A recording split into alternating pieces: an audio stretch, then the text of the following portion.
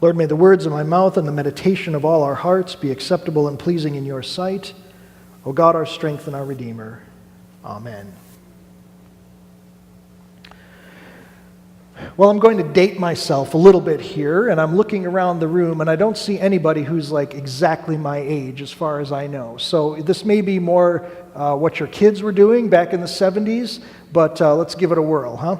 So when I was, let's see if this turns on. That always helps.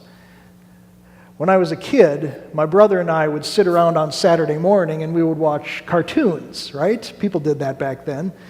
And there was one particular show that we watched called The Super Friends. Now, long before their current craze of superhero movies, this show was one that featured some of the favorite DC Comics characters. And you can see them here on the screen. There's Superman and Aquaman, Wonder Woman, Batman and Robin, the Green Lantern. On the left side there, you can see these two younger folks, the purple in purple, the Wonder Twins. Someone at Tama knew the Wonder Twins and how their powers would activate, yeah? Does that sound familiar? No? Sorry. Now I know that when your kids were watching these cartoons, you were off in the other room drinking coffee and having a break, weren't you? Well, all these characters, anyway, were part of an organization called the Justice League. And you can see the Justice League building there back in the background of this picture. And its headquarters it's sort of like a comic book version of the United Nations. Now, if you don't remember this show, like I do, you could probably imagine what it was about. There are superheroes using their superpowers to stop bad actors from hurting people.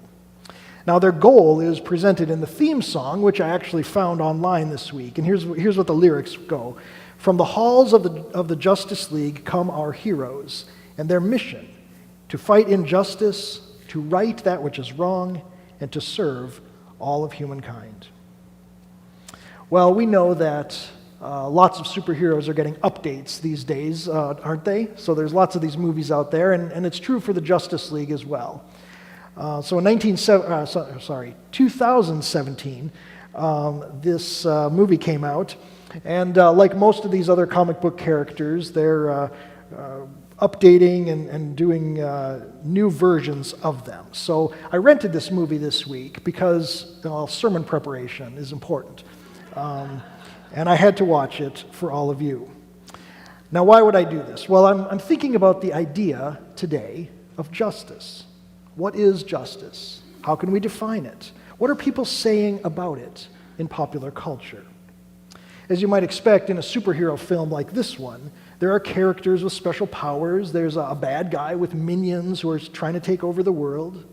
But the interesting thing about this particular film, this Justice League film, in between all the explosions and people flying around, is that it explores the importance of connection, of relationship, of doing things together to benefit everyone. Now, of course, the characters in this movie are fighting bad guys, and there's all the typical superhero stuff we'd expect in an action movie. But at the same time, this film tells us that we cannot hope to prevent bad things from happening all by ourselves. It tells us that justice, the work of creating and maintaining a society that is fair and life-giving, justice is something that we must achieve together.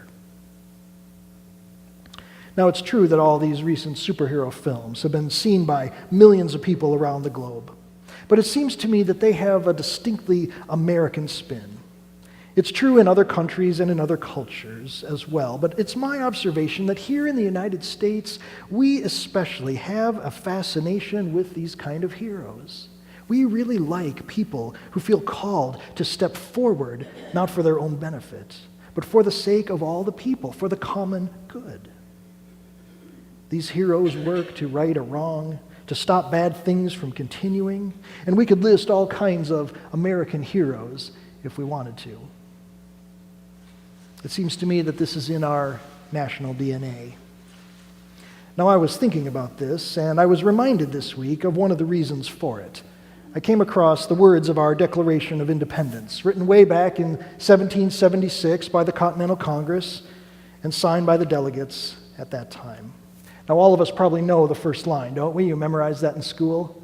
It goes like this: when, in the course of human events, it becomes necessary for one people to dissolve the political bands which have connected them with one another, and to assume among the powers of the earth the separate and equal station to which the laws of nature and of nature's God entitles them.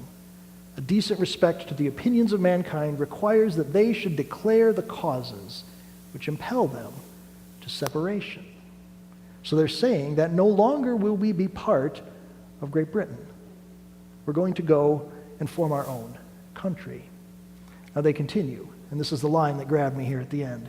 We hold these truths to be self-evident, that all men are created equal, that everyone is endowed by their Creator with certain unalienable rights, among these life, liberty, and the pursuit of happiness, and that to secure these rights, governments are instituted, deriving just powers from the consent of the governed.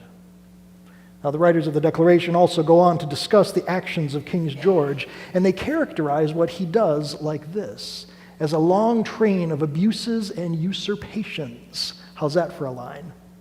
A design to reduce the colonies under absolute despotism.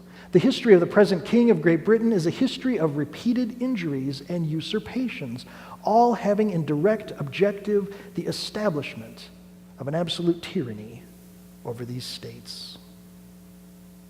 So, friends, the founders of our country defined justice as working against tyranny and despotism. They defined justice as working toward greater liberty and freedom for all people. These things are at the root of our American experience. And by the way, this is a friendly reminder for all of us to participate in the democratic process. What's tomorrow night? The Iowa caucuses. So please go and caucus for the candidate and party of your choice. Now, still on this question of justice, we probably won't be surprised to learn that the Bible also takes up this topic. Throughout the Old Testament, we hear the writers of the Bible telling us that God is concerned about justice. God is one who carries out justice. So we read in Genesis chapter 18, God speaks to Abraham, and Abraham calls God the judge of all the earth.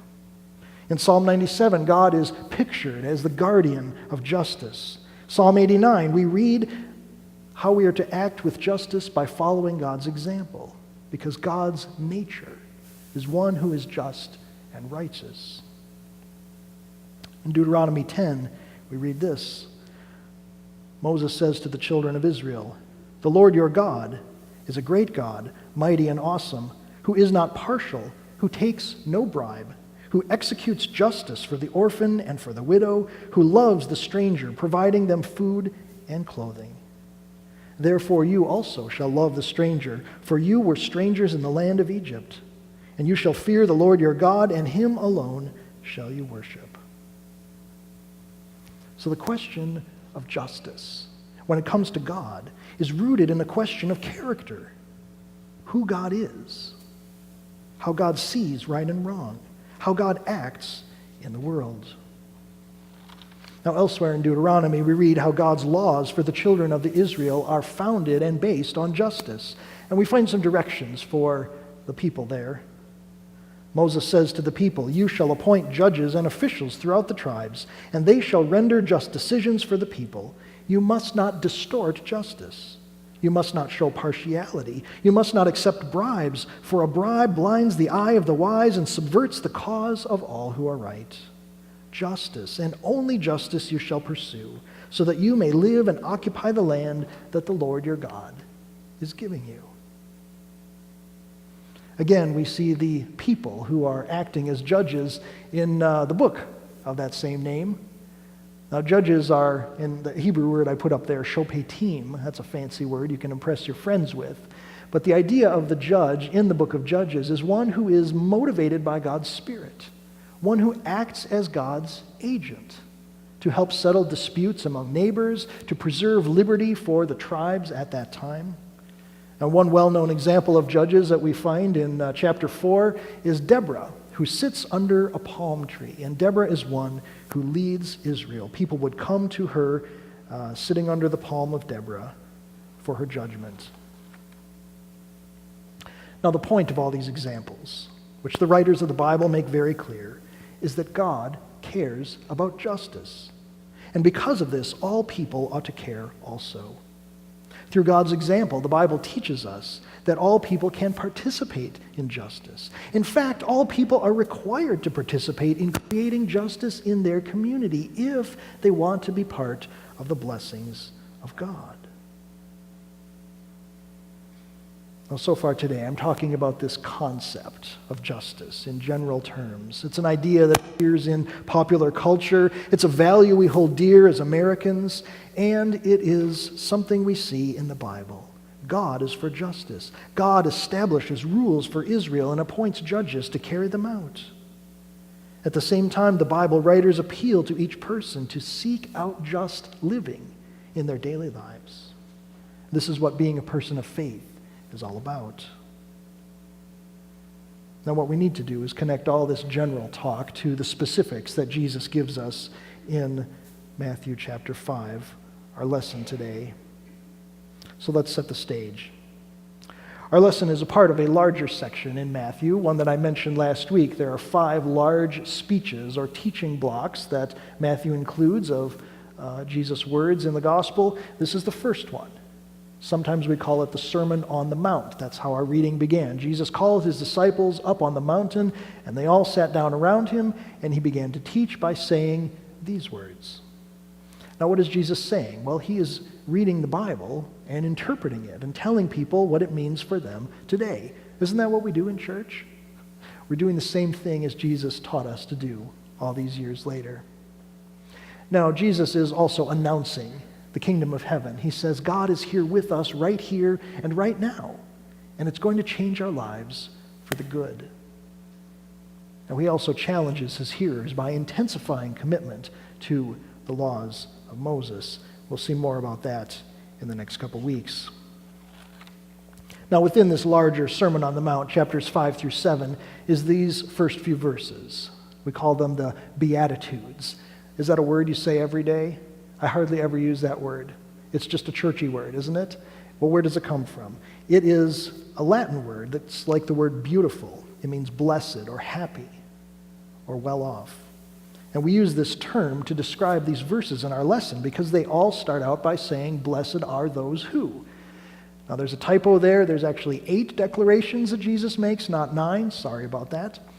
And just to be clear, some Bible translations say, happy are those. I don't really think that's the best way to think about this. It has nothing to do with our emotional feelings. Happiness is good, but that's not what this word means. Jesus is talking about who is blessed by God. Whose side is God on? God is on the side of those folks who are hurting and suffering. So these are statements about God's justice. Now, that may not be clear when we just read Matthew, but if we read the parallel passage in Luke chapter 6, known as the Sermon on the Plain, Jesus matches these blessed are up with woe is. So blessed are the poor, and woe are those who hold them under their boot heel. These kind of things we could explore at length later. But today I want to focus on who are blessed. So Jesus says this, blessed are the poor in spirit.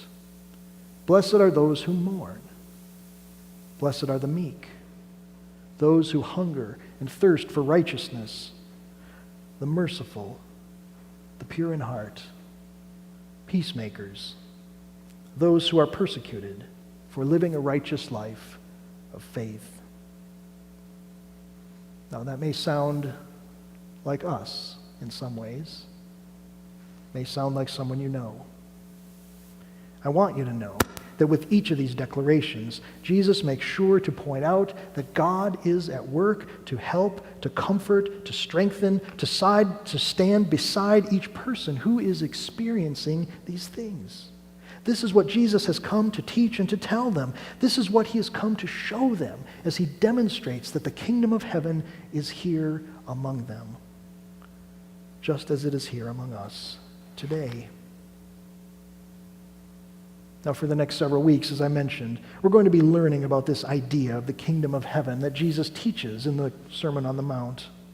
And today I'd like us to begin by asking ourselves a question. Do we believe Jesus' declaration about those who are blessed? Do we believe it about ourselves? If we are hurting or mourning or suffering, do we believe that God is on our side? Do we believe Jesus when he tells these things about others? Others whom we are called to love as neighbors. Now, if these things are true, what are we going to do about it? Another way of asking these questions is this: do we believe that the kingdom of God has appeared among us? And do we believe, even in our imperfect world where people lie and cheat and steal, where they often act not for the public good but in their own self-interest, do we believe in a world where people are still hungry, where diseases spread, where atrocities occur? Do we believe that God's justice can ever appear among us? If we don't believe it, we might as well give up and go live like everyone else around us, muddling through. But brothers and sisters, if we do believe this, then it seems to me that we must grab on to this hope, that we must hold on to this promise, that we must allow it to continually transform us and the way that we live our lives. And as we do this, we can transform our relationships, our community, and our world. Now, I want to remind us of something that we all promised at one time in our lives if we've been baptized in the church. You may not remember this, but you may remember it if you've seen a baptism sometime here. There's a series of questions in our baptism ritual which talk about our belief in Jesus and in God and what we do to hold on to faith in them. But there's also a question in the liturgy that says this. The pastor asks, do you accept the freedom and power God gives you to resist evil, injustice, and oppression in whatever forms they present themselves? And the candidate says, I do. Now at the end of the service, the pastor asks the congregation, all of us, do you remember your baptism covenant? And will you live it out continuing today? And everyone says, we will. This is a promise that we make before God and to one another. These words are an expression of our belief in Jesus' declaration that the kingdom of heaven is here and now. These words are an expression of our trust in Jesus' teaching that it's our responsibility and our opportunity to promote justice in the world by the ways we treat each other, by the ways we help the poor and the meek, the hungry and the thirsty, any who are persecuted. In other words, by the way that we treat all those, including us, who are mentioned in the Beatitudes. Now, later this month, as I mentioned a few minutes ago, there's a celebration called Carnival or Mardi Gras. Now, the popular image of this is a big street party where anything goes. You've probably heard of it. For some people, I know that's true, but it's not going to be true for us. Let me make that clear. And it's also not always been that way. You see, Mardi Gras and Carnival are actually church holidays in their history. And they are part of the time that leads us up to the season of Lent. Now, Carnival means a farewell to flesh, carne vale in the Latin. Mardi Gras means Fat Tuesday, the time when we use up those things in our kitchen, the sugar, the flour, the things that would spoil, in order to prepare for the 40 days of fasting that gets us in the right spiritual frame of mind to celebrate Easter. Now in New Orleans, if you've ever been there, Mardi Gras is celebrated with 3 official colors, purple, green, and gold. And while I was really tempted to skip the purple and just talk about the Green Bay Packers and their green and gold today, I heard your question when I came in, Nancy, and which team are we cheering for today? Neither of the teams that are playing. I'm cheering for the team that lost last week and is staying home. That's the total aside.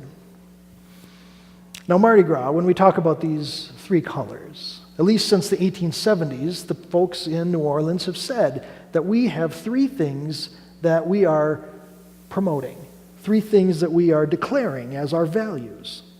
The values of justice, represented by purple beads, the value of faith, represented by green, and the value of power, represented by the gold.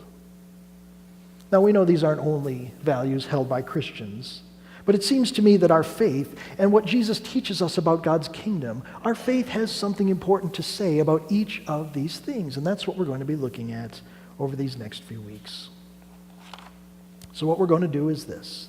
To celebrate Carnival, to prepare for Mardi Gras, you all are going to get some beads. Bring your beads back and wear them each week. You're going to get more and of different colors to add to your collection. They're kind of like trading cards, okay? You want to get the full set by the time we're done. But the idea behind this is just to remember who we are as Christian people. The idea is to keep ourselves focused, to keep ourselves working on living out the values that Jesus says are part of this heavenly kingdom. So today, our value, today, our challenge is the question of justice. All of us are in need of justice. All of us can participate in creating justice in our community and for our neighbors. And each of us should remember that God cares about justice in the world and that Jesus teaches us something important about it. Now, we don't have to have superpowers in order to bring about justice. We only need to hear Jesus' words and believe that they are true and put them into practice in our lives. So how can we live justly? How can we promote justice in our community, in our church, in our world? This is the challenge of the gospel, brothers and sisters. Amen.